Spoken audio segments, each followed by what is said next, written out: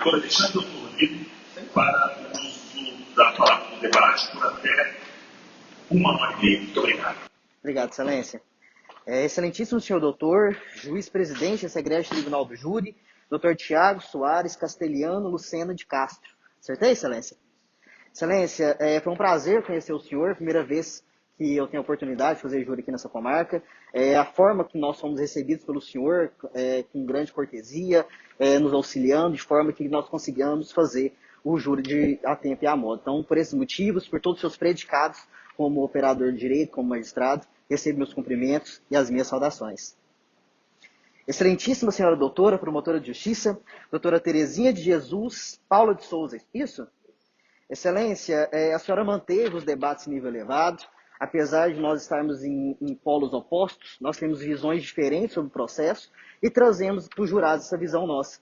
Mas a senhora, como grande tribuna, manteve o debate em nível elevado, manteve grande respeito para com a defesa e por todos os predicados da senhora também recebo os meus cumprimentos. Ao Dr. Rodrigo Pereira da Silva, que comigo Serra Fileiras, também recebo meus cumprimentos.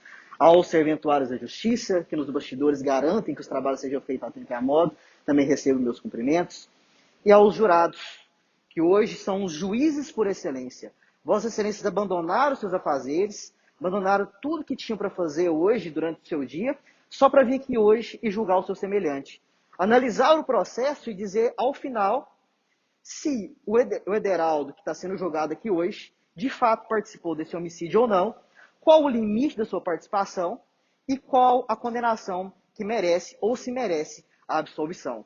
É uma tarefa difícil e é uma tarefa árdua. Então, por esse motivo, também recebam os meus cumprimentos. Excelências, o caso hoje pode parecer simples. E a maneira qual a promotora de justiça sustentou a sua acusação traz essa impressão que é uma situação simples. Que Ederaldo foi ao local do crime e ali praticou uma barbaridade contra 3 pessoas dessa cidade.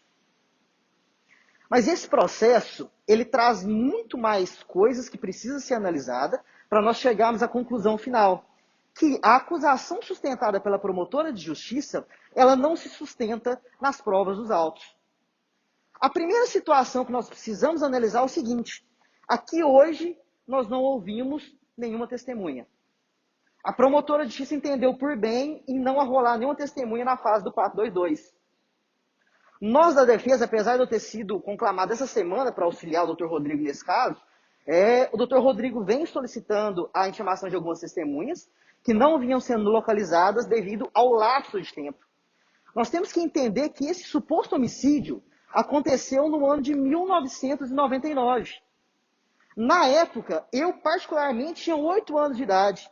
Deu tempo de eu fazer o ensino fundamental, deu tempo de eu fazer o ensino médio, estudar direito, passar na prova do OAB e vir aqui sustentar a defesa.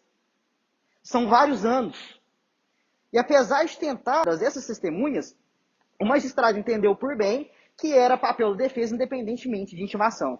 Então, infelizmente, hoje nós não temos as testemunhas para que nós pudéssemos inquiri-la. Infelizmente, hoje não teve instrução, não foi dada a oportunidade para que todos nós questionássemos sobre os fatos ocorridos lá naquele ano.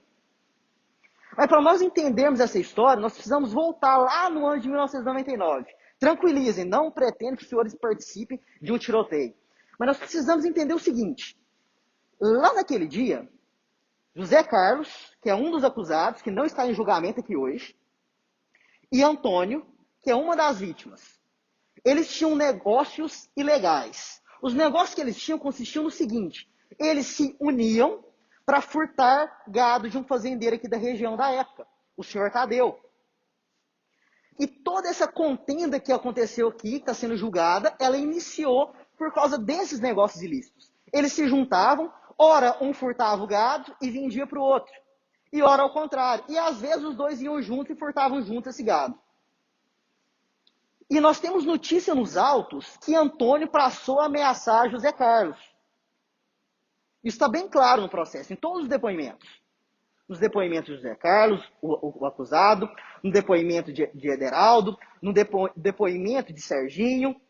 O único depoimento que nós não temos, que apesar desse tempo todo, desde 1999, a polícia não conseguiu identificar um acusado, que é o executor, é quem deu os tiros, que é o Júnior.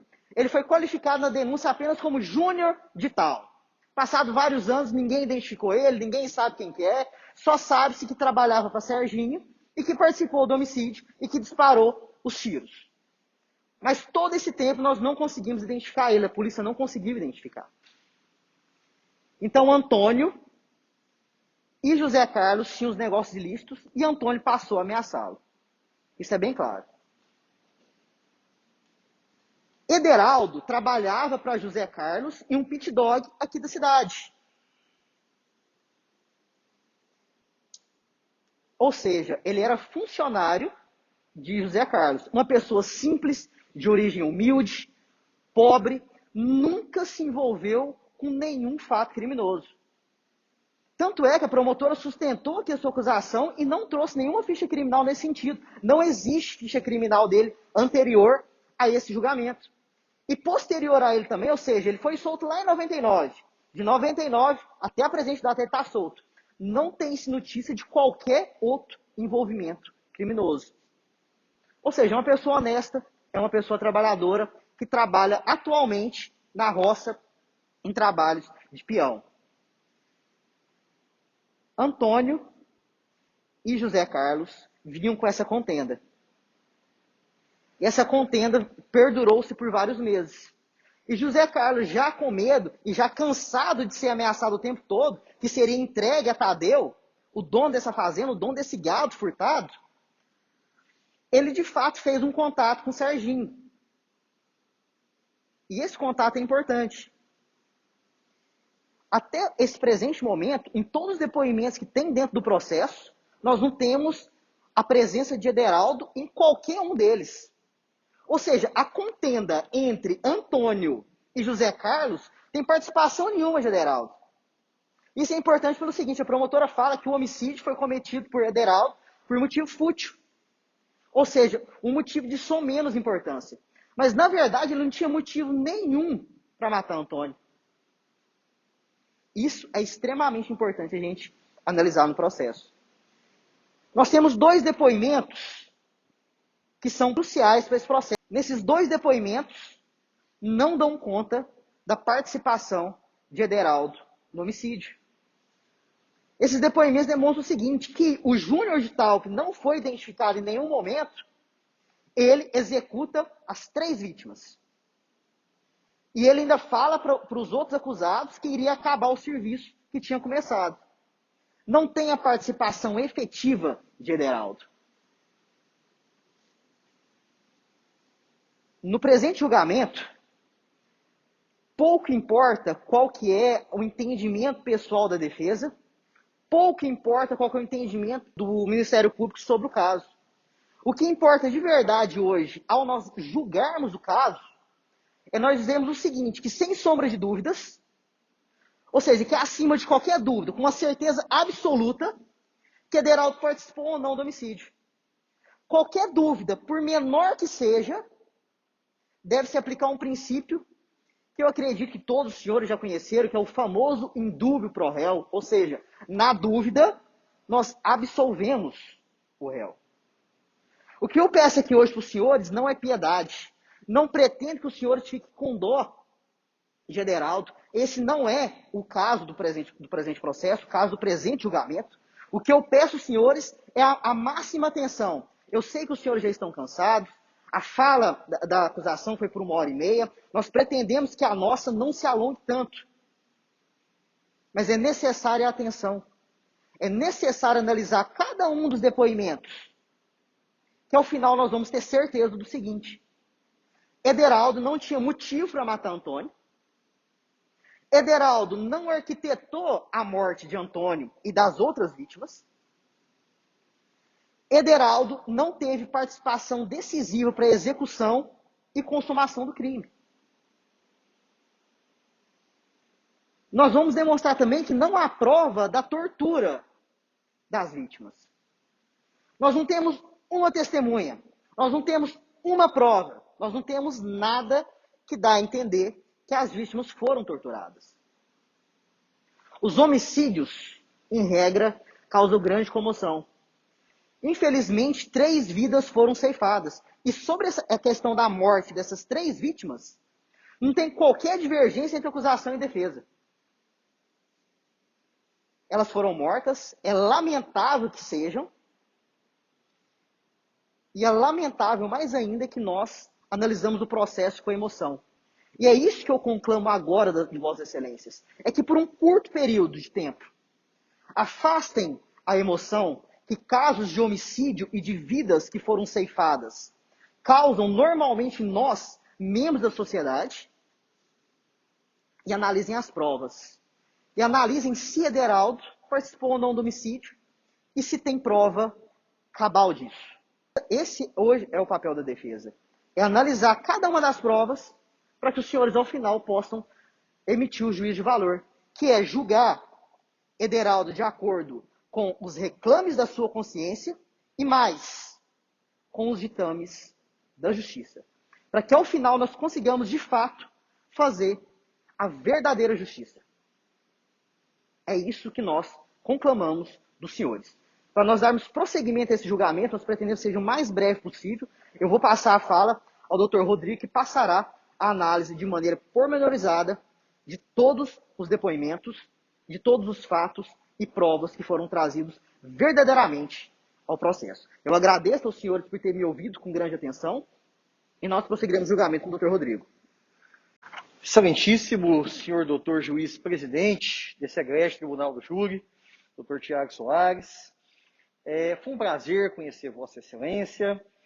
Nós, quando chegamos aqui hoje, a gente veio preocupado, porque eu havia solicitado o adiamento do julgamento, foi indeferido pelo juiz. E quando nós viemos, não conheço a região, em algum momento ali o navegador nos jogou numa estrada de terra, E aí aquele negócio não chegava, e eu peguei para o Alexandre e falei, olha, tu vai bater nas fotos, Porque se a gente chegar lá atrasado, na hora que o juiz for me multar lá em, acho que é 10, eu não sei quantos salários mínimos, A gente mostra as fotos, já estava na estrada de terra perdido, Mas o doutor aqui, ele foi de uma cordialidade, de uma educação, de uma fineza muito grande, nos colocou muita vontade para trabalhar na comarca, Excelência, e eu espero encontrá-lo aí em outras comarcas do estado de Goiás e até, quiçá, no Tribunal de Justiça. Foi um prazer, receba os nossos cumprimentos e as nossas saudações. Excelentíssima senhora doutora promotora de justiça, doutora Terezinha. Doutora Terezinha, parece que a senhora está nesse caso desde o começo, não é isso? Eu percebi aqui pelas petições, um caso bastante antigo, tá? E pelo que eu pude perceber ali, um pouquinho complicado, era bem diferente antes, E a senhora conduziu o caso assim de uma maneira ética, de uma maneira transparente, aqui hoje também no debate, se ateve aos fatos, não se utilizou aí às vezes de expressões desrespeitosas, como infelizmente é comum às vezes em julgamentos que a gente acompanha aí. Receba os nossos cumprimentos, doutor, as nossas saudações. Está sendo um prazer conhecer a senhora aqui hoje e trabalhar com a senhora principalmente, tá? Os serventuários da justiça, Tem uma particularmente que assim, me ligou várias vezes, preocupada, acho que Vânia, isso, muito educada, muito solícita, e todos os serventuários aqui nos colocaram à vontade, então recebam aí os nossos cumprimentos e as nossas saudações. Colegas de defesa, doutor Alexandre, a gente vem andando aí bastante aí pelo país, trabalhando os processos do Tribunal do Júri. Receba aí, doutor, os nossos cumprimentos, as nossas saudações. E os senhores do júri, Os senhores estão aqui hoje com uma tarefa difícil.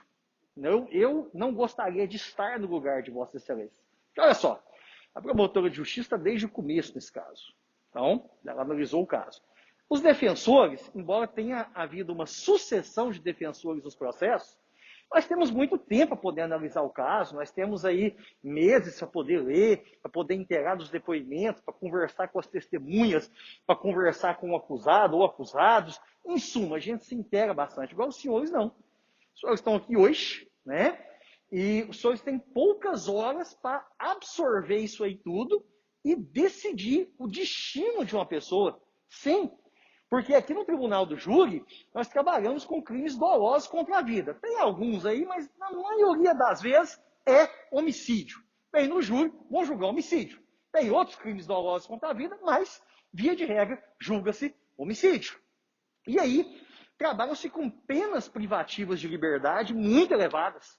Trabalham-se com penas aí que, via de regra, quase sempre é homicídio qualificado, vamos entender isso daqui a pouquinho. Elas vão ali de 12 a 30 anos de reclusão.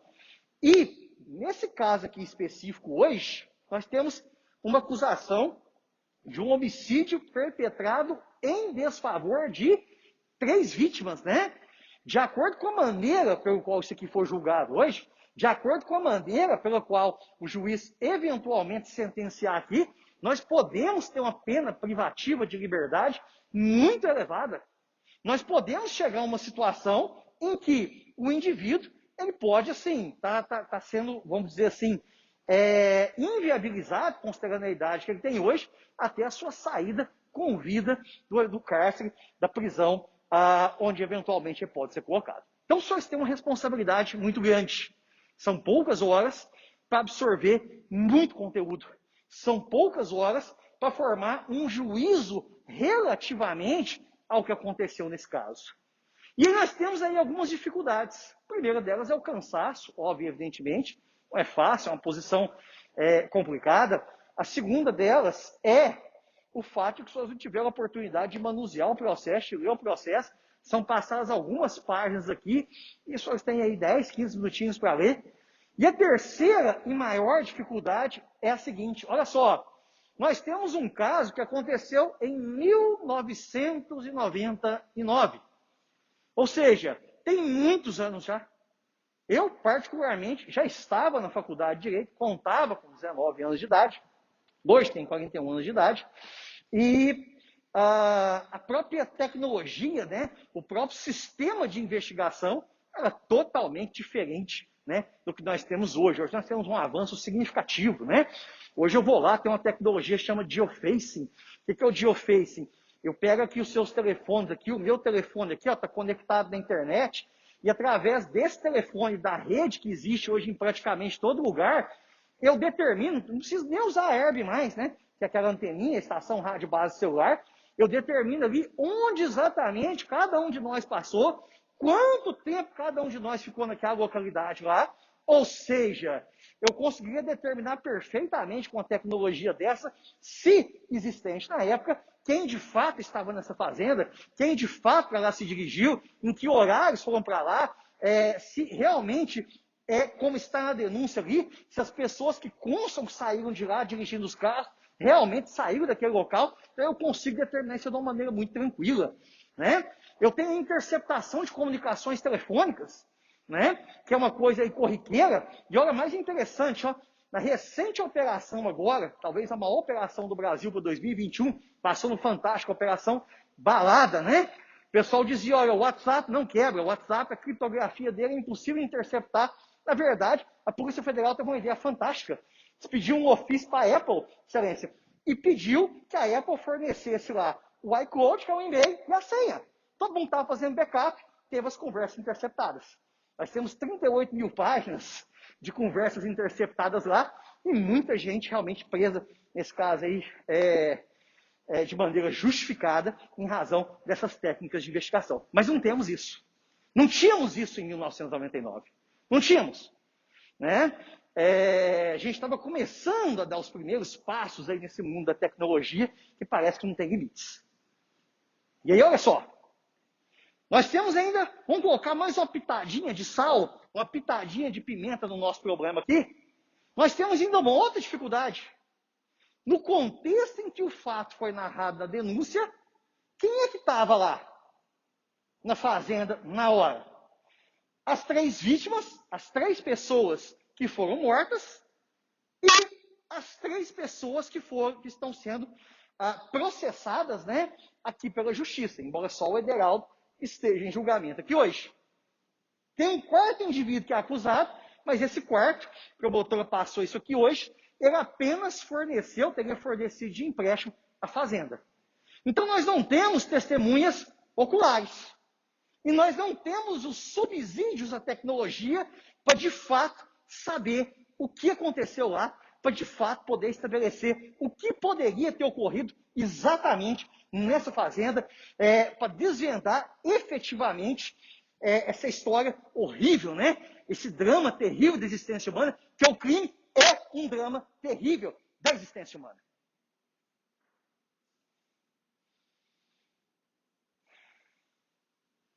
E, ao mesmo tempo, a Constituição tem um comando, que ela não é só um comando para o magistrado, ela não é um comando só para a promotoria de justiça, só para o defensor, ela é um comando para todos. E que comando é esse? É o comando de que nós só podemos condenar alguém se a culpa ficar provada, além de qualquer dúvida, razoável. A acusação tem que, acima de qualquer dúvida razoável, demonstrar a procedência das suas teses. Nós temos um valor altaneiro que é a liberdade. Nós temos um valor altaneiro que é a nossa liberdade ambulatorial, nosso direito de locomoção. E esse valor tem um escudo sagrado, senhoras e senhores do júri. Esse valor tem um escudo sagrado, doutor Alexandre, que é a presunção de inocência. É o comando de que situações de dúvida devem ser julgadas em benefício do réu.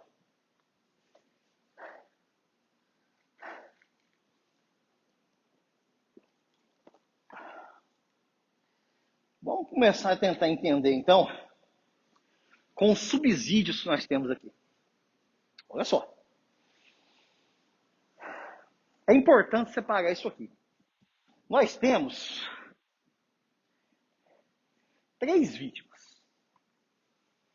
O José Carlos Assone, o Antônio Assone, que é o que eu percebi que eram irmãos, né? E o Irineu Carlos, que é o cunhado aqui de um deles. Eles faziam parte do mesmo grupo familiar.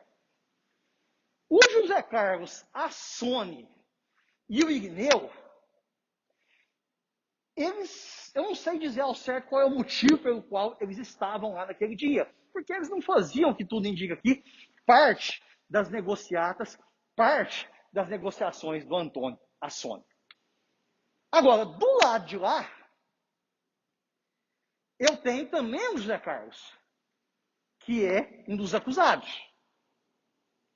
O José Carlos acusado, juntamente com o Antônio Assone, eles são o pivô de toda essa confusão aqui.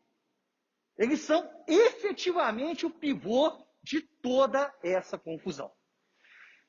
Eu, sinceramente, pelo que eu percebi, eles praticavam furtos ali, né?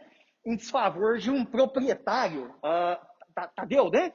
Em desfavor de um proprietário de uma fazenda e de gado aqui.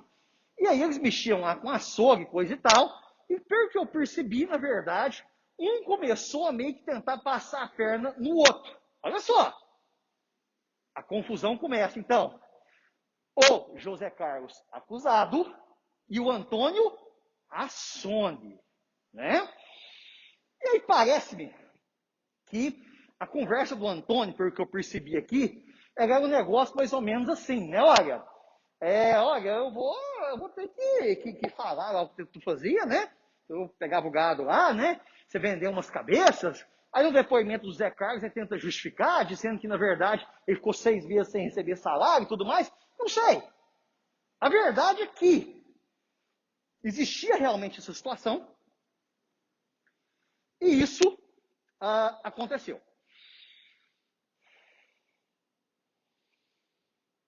Então começou a ter essa rusga entre eles.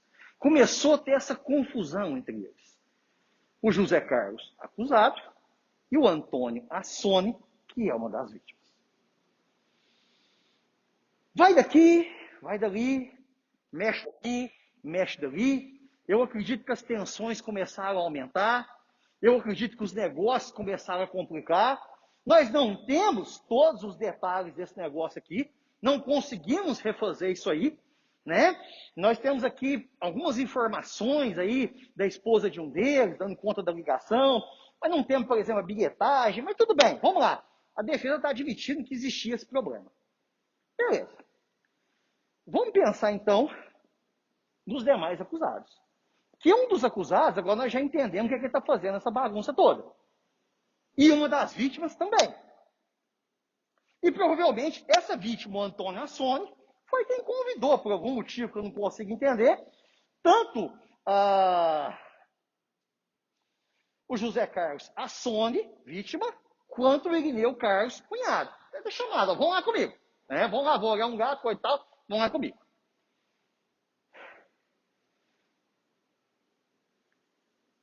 Nessa confusão toda, tem o proprietário da fazenda, que é o Sérgio, né? Francisco Sérgio. O José Carlos pega, o José Carlos acusado, pega e diz, olha, eu fui lá comprar uns porcos lá do Francisco Sérgio. Por que comprar porco? Mexia com açougue. Fui comprar uns porquinhos lá, para poder matar, jogar a carne no açougue lá, coisa e tal. E aí eu conheci um funcionário do dono da fazenda, que é o tal do Júnior de Tal. Foi qualificada a denúncia.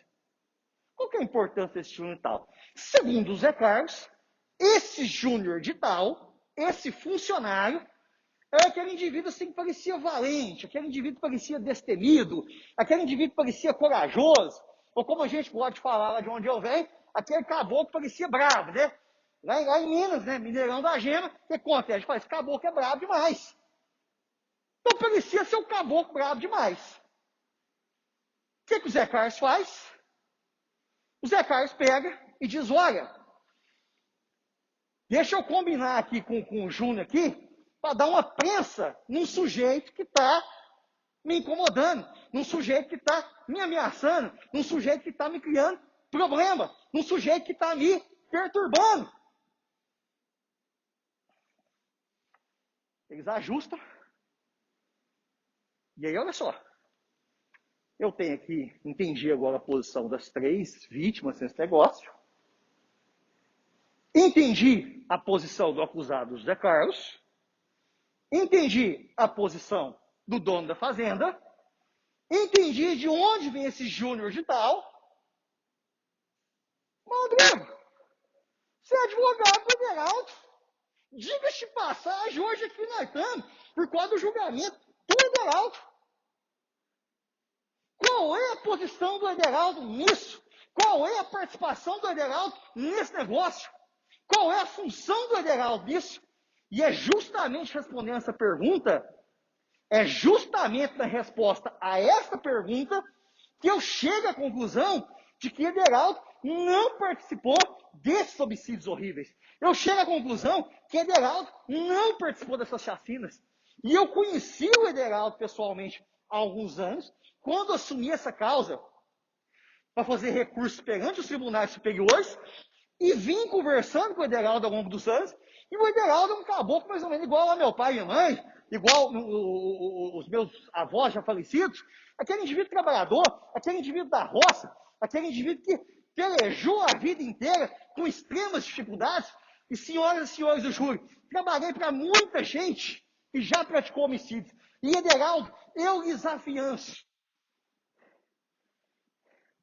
não é desses. O Ederaldo é aquele caboclo sem profissão, que ele faz tudo na roça, né? Ele pega um serviço na cidade, pega uma entrega, vai trabalhar numa chapa, em suma, vai quebrar um galho. Ele conhecia o José Carlos, acusado, porque eles haviam estudado juntos, se a memória não me trai, na cidade e comarca de Itumbiara. E aí, o Ederaldo estava passando por dificuldade, encontrou com o José Carlos no açougue, que mexia com açougue, ficou claro isso aqui no processo, e comentou com ele, olha, eu vim para trabalhar numa empresa X, não lembro se era Perdigão, um negócio mais ou menos assim, não consegui o serviço, eu também sem ter até onde morar. O Zé Carlos falou, não, vamos fazer o seguinte, você fica aqui, me ajuda no açougue, dorme por aqui mesmo, e eu vou montar um pit dog. Ou seja, essas banquinhas de cachorro quente, né, que tinha bastante lá em Uberlândia, de onde a gente vem, em Tumbiara ainda tem uma ou outra, eu também moro em Tumbiara, mas em cidades maiores elas praticamente desapareceram. E aí o Ederaldo, na verdade, olha só, O Ederaldo não tem nada a ver com a situação de furto de gado. O Ederaldo não tem nenhuma desavença com o Antônio. Não há narrativa nos autos falando que Ederaldo tivesse qualquer desavença com o Antônio. O Ederaldo sequer conhecia as pessoas de José Carlos Assone e Irineu Carlos.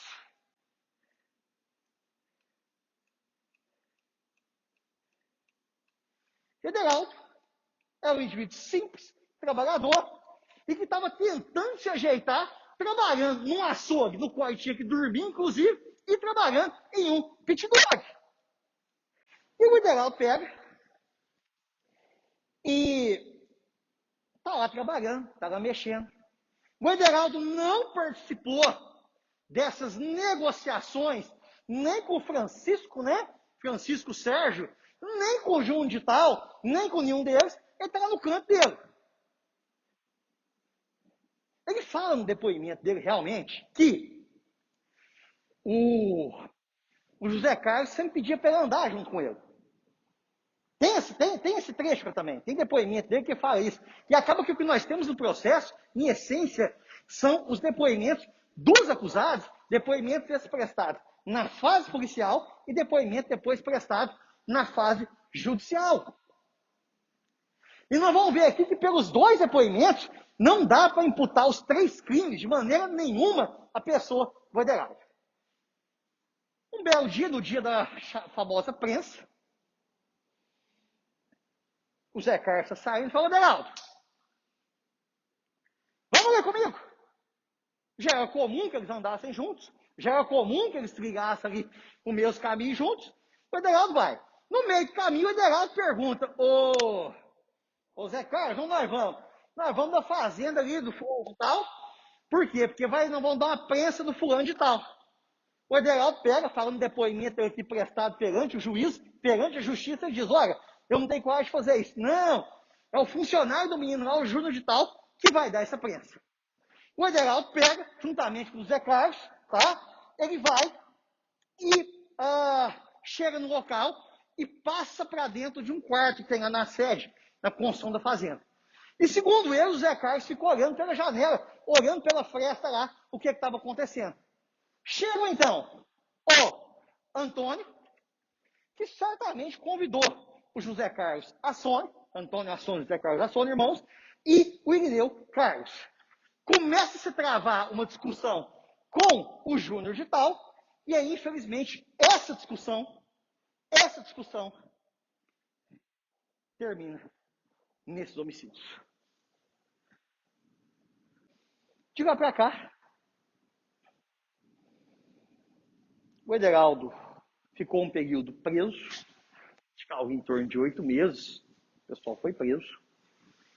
Depois, acho que decisão do Tribunal de Justiça de Goiás, não tenho certeza, me fugiu agora da memória, então se eu estiver equivocado eu peço desculpas, mas por decisão da Justiça, seja primeira instância ou segunda instância, foi colocado em liberdade e vem tocando regularmente a sua vida, trabalhando no que sabe fazer, serviços braçais, serviços mais simples.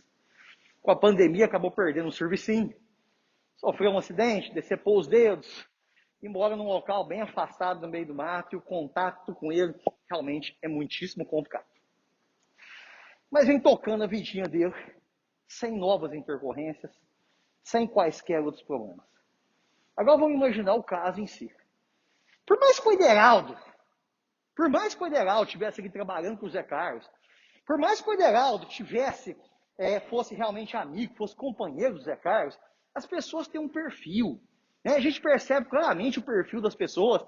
Tem aquele indivíduo que tem um perfil mais agressivo, tem aquele indivíduo que tem um perfil mais pacífico, tem aquele indivíduo que tem um perfil mais emotivo, aquele que tem um perfil mais racional, mas as pessoas elas não destoam do que originalmente elas fazem. E Ederaldo, na verdade, procurava apenas um local para trabalhar. Não é razoável acreditar que ele se envolveria numa situação de triplo homicídio, numa situação na qual ele seria o executor. E nós vamos ver aqui que mesmo pelo depoimento prestado à delegacia, no qual ele confessa, vamos dizer isso aqui, ele também não é o executor de maneira nenhuma dos outros, dos indivíduos todos aqui, de maneira nenhuma, nem mesmo o depoimento prestado perante a delegacia. Então não é razoável acreditar-se que a pessoa de Ederaldo efetivamente tivesse entrado num negócio desse, sem nenhum tipo de gratificação, sem nenhum tipo de ganho, só pelo simples fato de ser amigo de José Carlos. A verdade é que existiam deficiências muito grandes, e elas ainda existem, né? Só que a tecnologia ajuda demais, na questão da investigação. Então, quando a gente pensa, por exemplo, no Júnior de tal, né? Esse Júnior de tal, na verdade, assim, era fundamental, era essencial que esse indivíduo fosse localizado, que nós pudéssemos ter ouvido o depoimento dele, que nós pudéssemos entender melhor um pouco como esse negócio funcionou. Porque o Júnior de tal, em todos os depoimentos aqui, é ele que recebe o Antônio, é ele que recebe o José Carlos, é ele que recebe o Irineu Carlos no primeiro contato quando ele chega na fazenda. Agora, estou dizendo que o Ederaldo é um santo? Não. Não estou. E aqui eu venho dizer para os senhores o seguinte. A gente tem que escolher muito bem as companhias da gente. Minha mãe era enfática nisso. Né? A gente cresceu num bairro muito pobre, muito violento. E ela dizia, olha, não tem como sair daqui por enquanto, tem nem previsão. Mas, como se diz, era na base da ameaça, mas se eu te pegar ali na rua com ciclano, Beltrano e Beltrano, eu te quebro. E aí, uma vez a gente foi mesmo, ela quebrou mesmo, a gente viu que não era só ameaça, que a coisa ia acontecer mesmo. A gente parou. Então, você tem que escolher muito bem as companhias. Então, o que eu acho? Olha, ele errou em ir até a fazenda, sabendo que poderia ter uma confusão. Errou. Ele errou depois, também.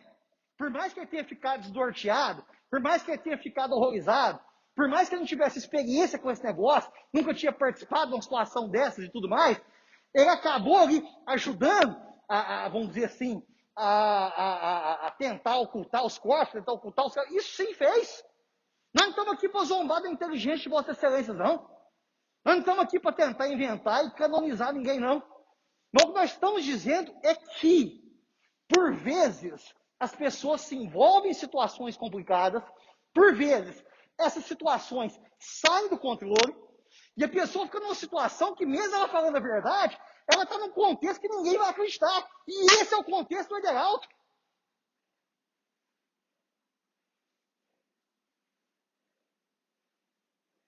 Quando eu aceitei, alguns anos atrás, a causa para fazer recurso nos tribunais superiores, na época eu disse, cara, eu não sei se eu vou mexer com o teu júri, porque é uma situação muito difícil. Nós não temos testemunho ocular, nós não temos nada. Bem ou mal, você estava lá. Então vai ser muito difícil convencer as pessoas, vai ser muito difícil convencer as pessoas que mesmo estando lá, você não quis aquele resultado, você não quis participar daquelas mortes, você não quis que aqueles resultados horríveis que ceifaram 3 vidas viessem efetivamente a acontecer.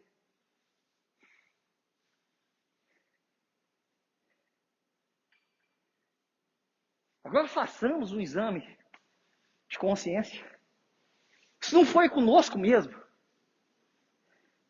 Todos nós conhecemos alguém, ou ouvimos falar de alguém, que às vezes se colocou numa situação complicada, sendo crime ou não.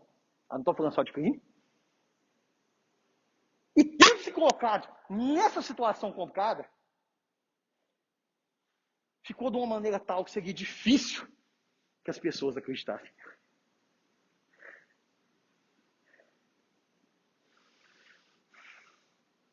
Então, sim, eu estou aqui hoje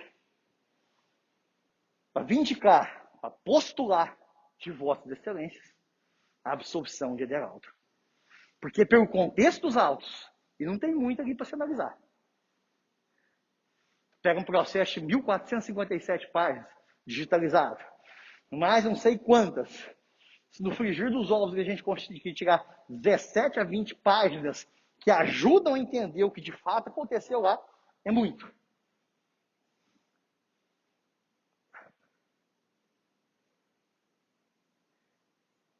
E eu peço que Vossas Excelências tomem cuidado.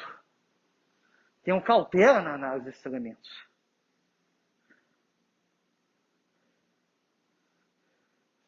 Porque a se julgar pelas aparências, nós podemos condenar o inocente a muitos e muitos anos de cárcere. O doutor Rodrigo, mas a promotora, o senhor mesmo falou que é uma pessoa muito ética, está no caso desde o começo, ela não ia pedir a condenação de alguém que ela acha inocente. Concordo. No entanto, todos nós podemos nos equivocar nos nossos julgamentos. Todos nós podemos nos equivocar em nossos julgamentos. Então o senhor também pode estar errado. Posso. No entanto, uma coisa não está errada aqui. Não existem elementos de prova suficientes para se determinar efetivamente que Ederaldo teria participado dos delitos, que Ederaldo teria ceifado a vida desses indivíduos. Tem algo muito nebuloso no que aconteceu nessa propriedade. Tem algo muito nebuloso que aconteceu nessa fazenda. E o perfil de Ederaldo, a pessoa que era antes dessa intercorrência, a pessoa que é depois dessa intercorrência. Sinceramente, senhores, com a indigência probatória dos autos, ela me faz acreditar que a melhor solução seria a absolução. Agora, olha só. Nós temos aqui no Brasil um sistema misto, né? Alguns dos senhores devem gostar de uma boa e velha série, né? Um bom e velho filme de julgamento. Não sei quantos aqui já foram julgados, né? Mas os senhores não vão se reunir numa sala para deliberar lá e decidir, olha, fulano é inocente, fulano é culpado. Não é assim que funciona. Aqui nós vamos responder quesitos, ou seja, vamos responder perguntas, tá? E na resposta a essas perguntas, os senhores vão perceber que a gente tem 3 séries de quesitos. O que são 3 séries? 3 tipos diferentes, porque é um para cada vítima. Vamos fazer as perguntas em relação a José Carlos Assone, vamos fazer as perguntas em relação a Antônio Assone e vamos fazer as perguntas em relação a Irineu Carlos. E os senhores vão ver que aqui vai ser um caminhão de perguntas. A primeira é mais bacana, né? A primeira é o quesito da materialidade, doutora. E olha, teve uma vez responder que a vítima não tinha morrido. Nós passamos a tarde inteira esgoelando lá, responder que a vítima não tinha morrido. O primeiro questionamento sobre a materialidade vai ser indagado pelos senhores se José Carlos, depois se Antônio Assone, em séries separadas, ou seja, em páginas separadas. E se Irineu Carlos sofreram, na data de tal, disparos de arma de fogo que causaram a morte deles, conforme laudo de necrópsia ou exame cadavérico constante aos autos. Ou seja, o primeiro quesito é o quesito da materialidade. Queremos saber só se o crime aconteceu. Em relação a esse quesito, não há divergência entre a acusação e a defesa. Efetivamente, o crime aconteceu. Teremos um segundo quesito. Quesito da autoria. Aqui nós temos divergência em relação à acusação e à defesa. A acusação diz para os senhores que Ederaldo seria um dos autores desse crime. E que todos os resultados mortos, os 3 resultados mortos, deveriam lhe ser imputados. Todos os 3 resultados mortos lhe deveriam ser atribuídos. Aqui é nosso ponto de divergência. Vamos perguntar sobre José Carlos, sobre Antônio Assone, e José Carlos Assone, e Irineu Carlos, se Ederaldo seria efetivamente, teria prestado auxílio, ou seria o executor direto das condutas que levaram ao óbito dessas vítimas. Cada uma delas em folhas separadas. A acusação pedirá que Vossas Excelências respondam sim. A defesa pede que Vossas Excelências respondam não. E aqui vem um ponto importante. Tem um depoimento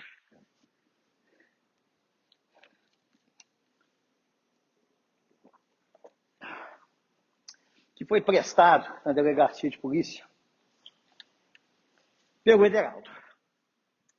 E nesse depoimento, depois, como bem lembrado pela acusação, houve uma retratação, ou seja, ele modificou parcialmente esse depoimento.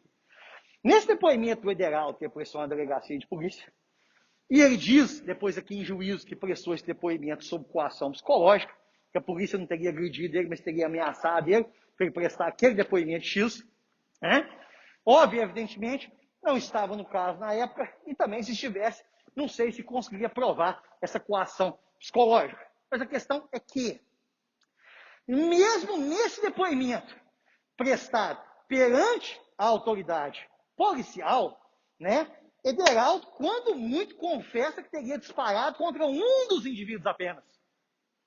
Ah, Rodrigo, mas aqui tem uma unidade de desígnios, E aí, como se diz, como todos eles se conjugaram para fazer aquilo lá, eu tenho que pegar o resultado e atribuir a todos. Senhores, essa até pode ser a lei, senhores, mas aqui no plenário do júri, a defesa não é ampla. No plenário do júri, a defesa é plena. No plenário do júri, senhores, nós fazemos justiça. Nós, às vezes, corrigimos a lei onde ela deve ser corrigida. Nós retificamos impressões que devem ser reformuladas. Nós não atribuímos resultados que não são executados diretamente pelo indivíduo só por ficções legais, com a falsa concepção de que a lei sempre traduz justiça. E assim não é. Por diversas vezes a lei é injusta. Por diversas vezes a lei não corresponde às aspirações legítimas da comunidade. Ah, Rodrigo, mas aí tem que esperar o Congresso modificar a lei. Nem sempre. O Judiciário, diversas vezes, extirpa normas injustas, acoimadas da pecha da inconstitucionalidade.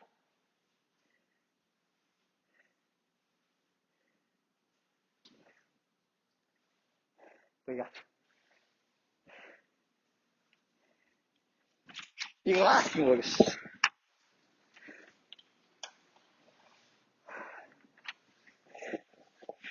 lá na decisão de pronúncia,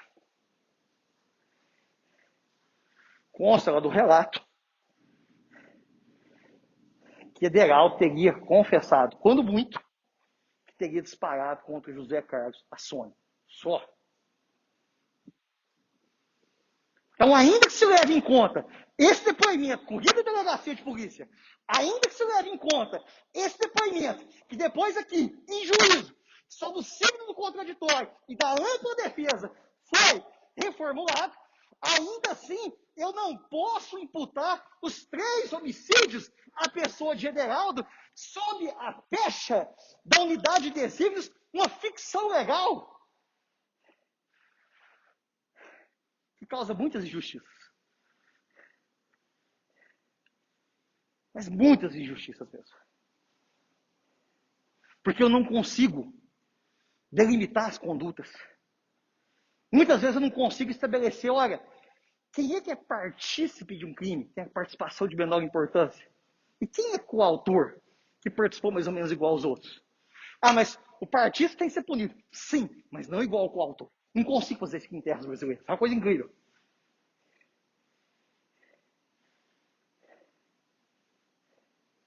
Agora que no júri nós conseguimos.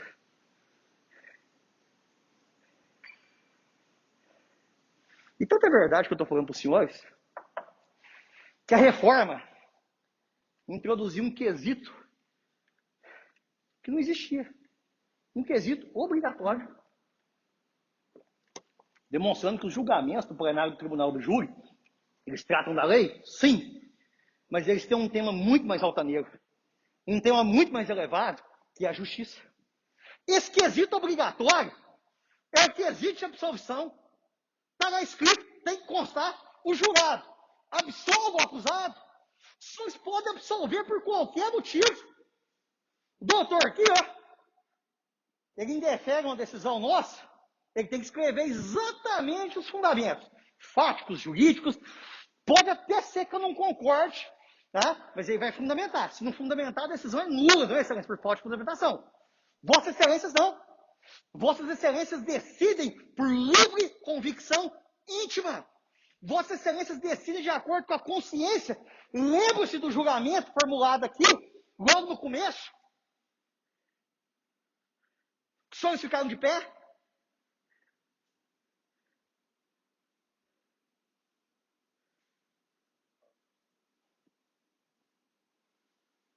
Nosso compromisso é, acima de tudo, com a justiça. Diga-se de passagem, um dos mandamentos da advocacia, lutar pelo direito. No entanto, quando perceber que o direito está em confronto com a justiça, abandona o direito e segue a justiça.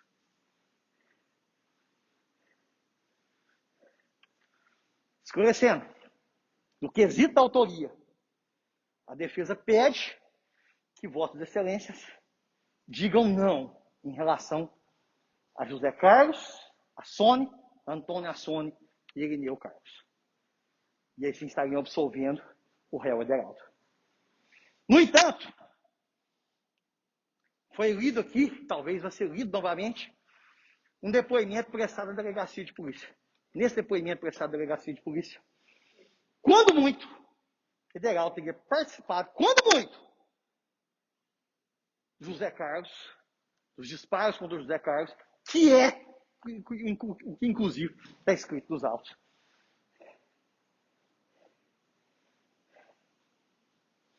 E na sequência, os senhores vão votar as qualificadoras, né? O que é a qualificadora? Direito penal, na verdade, é difícil, gente. Processo penal até que é bacana, mas direito penal é difícil pra caramba. Eu digo isso porque lá você tem qualificadora, causa de aumento de pena, um monte de coisa. Mas vamos simplificar? A qualificadora é uma situação na qual o legislador diz, olha, se o crime acontecer dessa maneira aqui, tem que ter uma pena mais grave. Então vamos imaginar a figura do homicídio simples, né? Aquele homicídio sem nenhuma qualificadora. Homicídio simples, 6 a 20 anos. Olha, se o homicídio tiver uma qualificadorazinha, a mínima vai para 12 e a máxima vai para 30. E além disso, senhoras e senhores, nós temos outras ainda intercorrências, né? Lá no homicídio simples, né? O indivíduo que vai preso ter algum benefício é mais rápido. Lá no qualificado, é um pouquinho mais demorado, para não falar mais nada. Bom, e aí se diz o seguinte, fala, olha, o Ederaldo teria praticado esse crime de maneira cruel, né? Nós vimos aqui, inicialmente, que ele esteve no local, estava na propriedade e ficou lá no quarto junto com o José Carlos. Essa é a versão que a defesa, efetivamente, pelo contexto, pela pessoa do Ederaldo e pelos elementos de prova dos autos, entende que é verdadeiro. Então ele não praticou porcaria nenhuma. Ele não praticou delito algum e muito menos teria dado inúmeras palavras nas vítimas de maneira tal a executar o crime de homicídio de maneira cruel. Aliás, tem um outro ponto muito interessante. Nós não temos a determinação da hora exata da morte. Alguns aqui sofreram disparos de arma de fogo. Então, se esses indivíduos, vamos pensar da seguinte maneira, se esses indivíduos já estavam mortos no momento em que aconteceu esses golpes com outros instrumentos, na verdade você não tem um homicídio cometido mediante tortura. Você tem, quando muito, crime de vilipêndio de cadáver, que é o desrespeito de cadáver. Tem que pensar nisso aí também. Estamos trabalhando com prova dos autos. Vamos punir? Vamos, de acordo com a prova dos autos, de acordo com os ditames da consciência e de acordo com os ditames da justiça. Esse é o julgamento por excelência. Ah, mas tem um aqui que ele não recebeu disparo, né? Foi só as pancadas mesmo. Tá, e quem é que deu essas pancadas? Ah, não dá pra gente determinar. Bom, então vamos fazer o seguinte. Vamos então punir todo mundo por ela, já que eu não consigo determinar? Será isso efetivamente a justiça, senhores? Está parecendo um sistema educacional lá de casa. Meu irmão brigava bastante, né? Um belo dia tivemos uma ideia genial. Com 8 anos de idade, O pessoal estava asfaltando a rua, fizemos umas botas de piche para nós lá, entramos no banheiro branquinho da minha mãe, fizemos aquela bagunça. Aí chegou, foi tu? Não. Foi tu? Não. Bom, então apoia os dois. Parece o sistema educacional de casa. Olha, a gente não consegue determinar. Mas tem a unidade de desígnios. Pô, que mágica essa unidade de desígnios, né? Olha, esse aqui foi pré-ajustado, mas que hora que aconteceu esse ajuste? Em que momento acontece esse ajuste? Quando é que isso foi combinado? Não sei, não tem prova, mas como tem unidade de desígnios, eu pego isso aqui e levo para todo mundo. Será isso efetivamente justiça?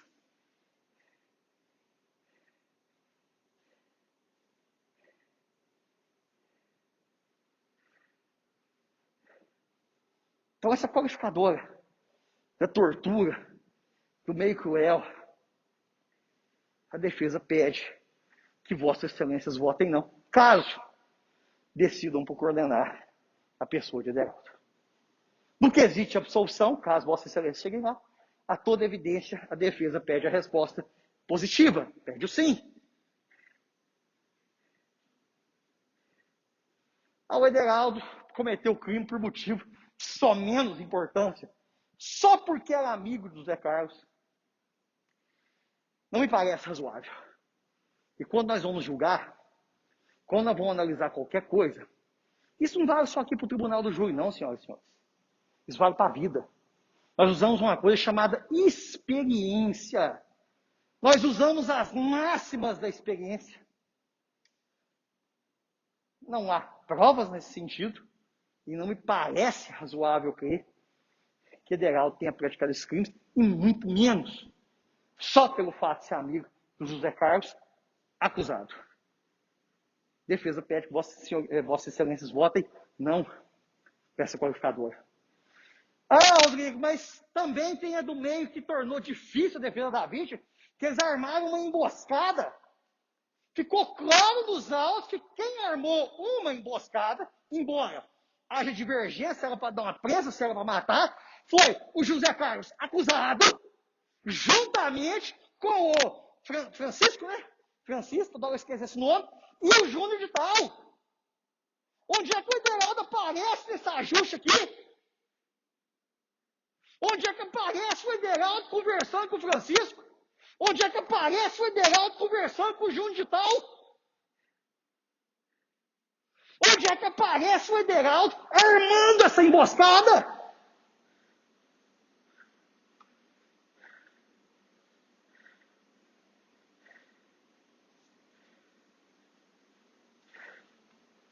Forte entre as razões,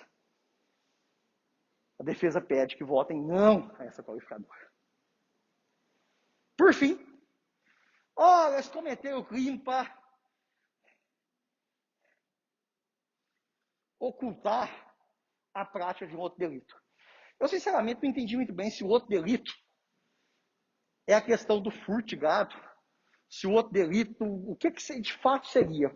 Mas a verdade é que o Ederaldo não tinha participação no furto de gado, o Ederaldo não teve participação nos homicídios, e ainda que reconheça-se pelo depoimento dele prestado na delegacia de polícia, ainda que se reconheça a participação em relação ao José Carlos Assone, tá? Não há essa motivação, não há efetivamente esse ânimo, esse estado anímico em relação à pessoa de Ederaldo. Excelências, eu agradeço de coração os prodígios de paciência que os senhores empregaram aqui hoje para me ouvir. Acho que nem a minha mãe teria ficado aqui a tarde toda me ouvindo. Senhora promotora, se cometi algum excesso, peço, e excelência, peço desculpas desde já. Excelência, a defesa agradece e por hora encerra suas manifestações.